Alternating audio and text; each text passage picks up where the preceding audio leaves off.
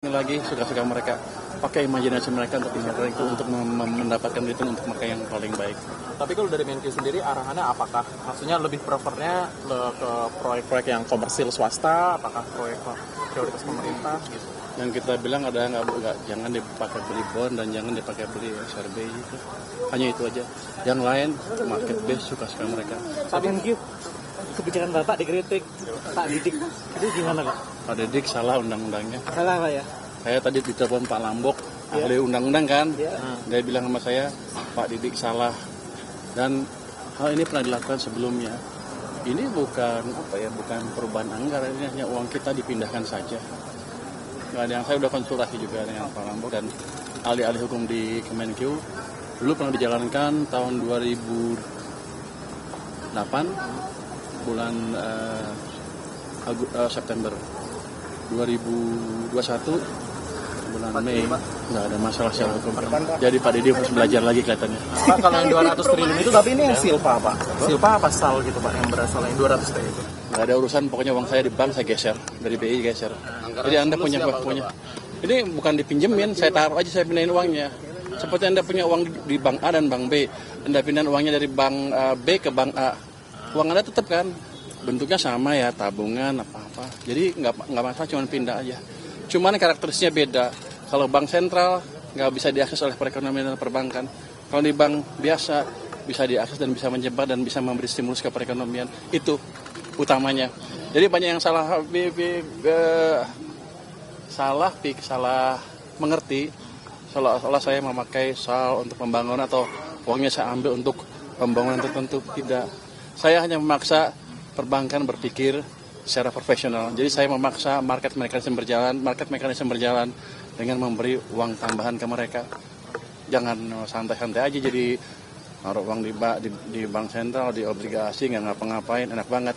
Jadi sekarang mereka mesti berpikir sesuai dengan fungsi mereka, yang fungsi untuk apa perbankan dibuat. Imbarannya siapa Pak yang pusing Pak? Katanya apa ya? Saya pikir semuanya pusing. Pak, kalau untuk stimulus anggarannya dari mana aja, berapa sih Pak? Untuk stimulus yang terakhir kemarin diluncurkan, anggarannya berapa dan berapa yang udah di... Saya pikir yang paling besar kan yang 7 triliunan kan, yang untuk apa tuh? Saya lupa, 7 triliun untuk beras yang 2 kilo. Itu akan kita kasih 20 kilo ya, 2 kali 10, 2 bulan kali 10 kilo. Itu kan kasih 2 bulan pertama. Nanti kalau masih kurang kita kasih lagi. Pak, quotes of the day dong Pak untuk anak muda yang soal keuangan. Nah, apa quotes of the day? Nggak, yang ada baru lagi sedikit.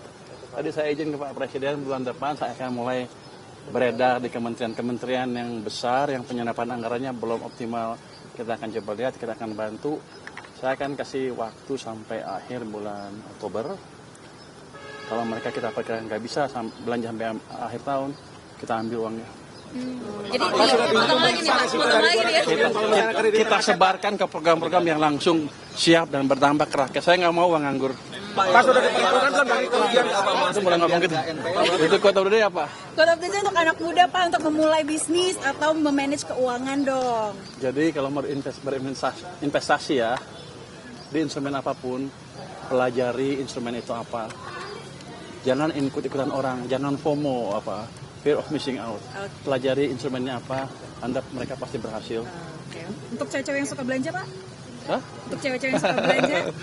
Belanja nggak apa-apa, belanja mau yang mahal, mau yang murah, tapi sesuaikan dengan kantong Anda sendiri. Jangan ngutang. Pak, bayar Bapak, strategi Bapak itu dianggap sebagai, dibandingin sama pemain sepak bola tuh kayak strategi menyerang gitu Pak, dibandingkan dengan Bu Sri Mulyani yang ofensif. Defensif? Ya defensif, sorry. Saya nggak tahu, yang saya tahu beginilah cara menjalankan fiscal policy yang baik. Saya nggak pernah main bola juga, nggak jago. Mungkin kalau main saya ketinggalan terus, udah tua, nggak bisa. Tapi basically itu pada dasarnya itu. Ilmu fiskal yang wajar seperti ini. Ketika Anda punya, Anda sudah anggarkan, habisin. Kalau nggak berani ngabisin, jangan didesain, jangan direncanakan. Itu aja.